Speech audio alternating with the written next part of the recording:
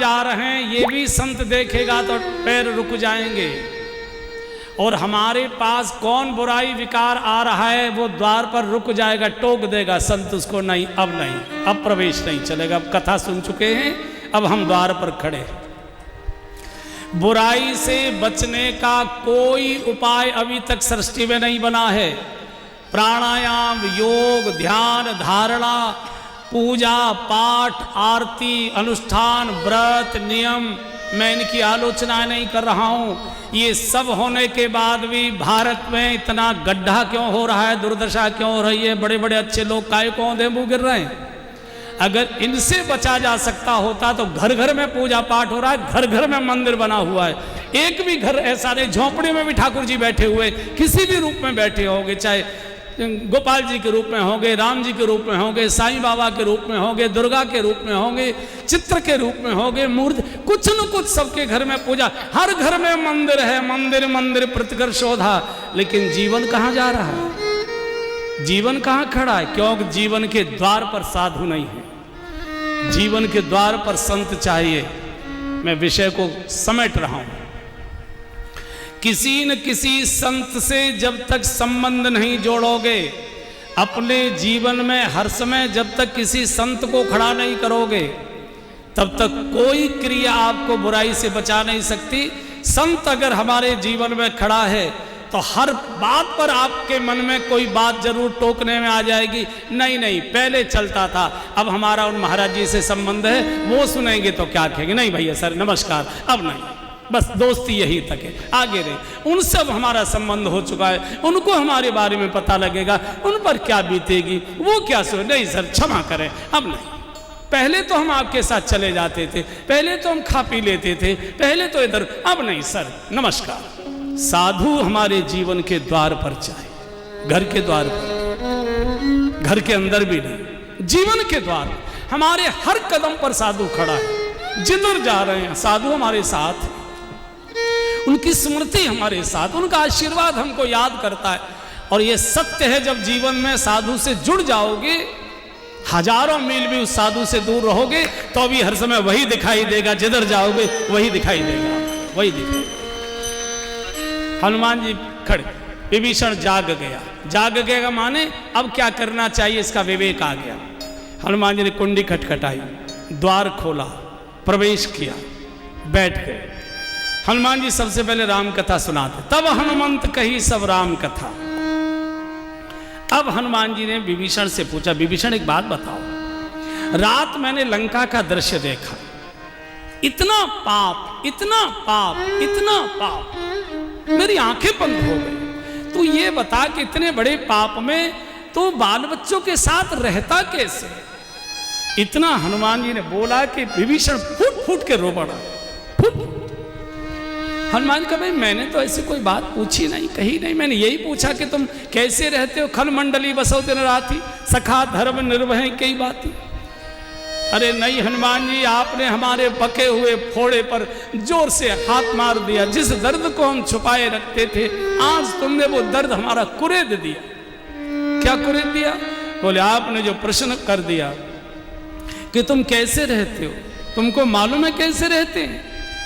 सुन लो कैसे रहते हैं। सुनहु पवन सुत रहनी हमारी, सुनहु सब गाइए, पवन सुत रहनी हमारी, जिमी दास नन माह जीभ बिचारी, जिमी दास नन माह जीभ बिचारी, सुनहु पवन सुत रहनी हमारी, सुनहु पवन सुत। हे हनुमान जी, हम कैसे रहते आपको मालूम है? जैसे 32 दांतों के बीच में बिचारी जीव, जिम दशनन मह जीव बिचारी, जरा सी इधर उधर हिलती है तुरंत 32 दांत काटना शुरू कर देते हैं। कैसे हम रह रहे हैं हम ही जानते। हनुमान जी ने कहा रे विभीषण, तू तो बड़ा भाग्यशाली है।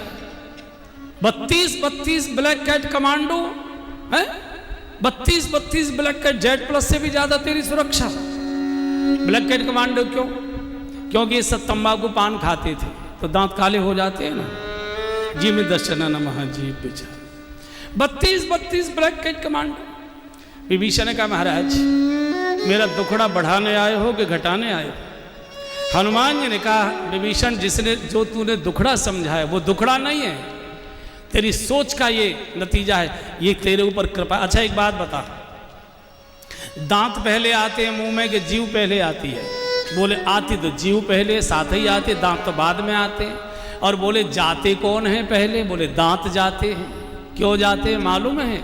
मुझे तो मालूम नहीं। बोले दांत कठोर होते हैं, दांत अकड़ू होते हैं, दांत अहंकारी होते हैं, दांत काटने का काम करते हैं। जो अकड़ू और अहंकारी होते हैं वो जल्दी टूट कर गिर जाते हैं, और जो जीव की तरह रसीले होते हैं वो चिरंजीवी हो जाते हैं। काहे को चिंता कर रहा है? क्यों चिंता कर रहा है?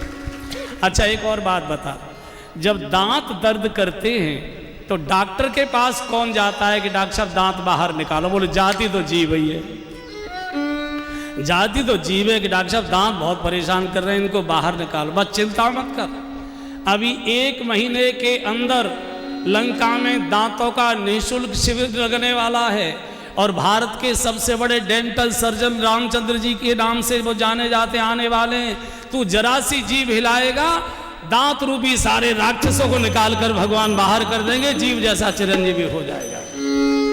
साधु सृष्टि नहीं बदलता, देखने की दृष्टि बदल देता है। हनुमान जी ने कहा तू बेचारा कैसे है?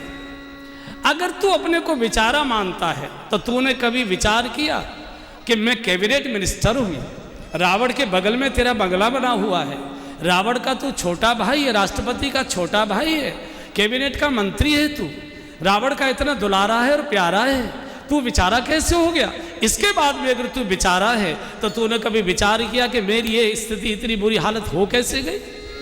हनुमान जी ने सोचने की देखने की दृष्टि बदल दी। अरे बाबले, तूने कांटे तो देख लिए पेड़ पर, लेकिन खिले हुए फूल नहीं देख पा रहा है। और सुन विभीषण, अगर गुलाब के पेड़ में कांटे नहीं होंगे तो गुलाब के फूल भी नहीं खिलेंगे।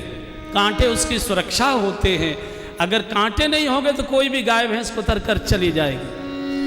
देखने की दृष्टि, देखिए 2 शब्द होते हैं, आपने सुने हैं, एक होती है भगवान की कृपा और एक होती है भगवान की इच्छा।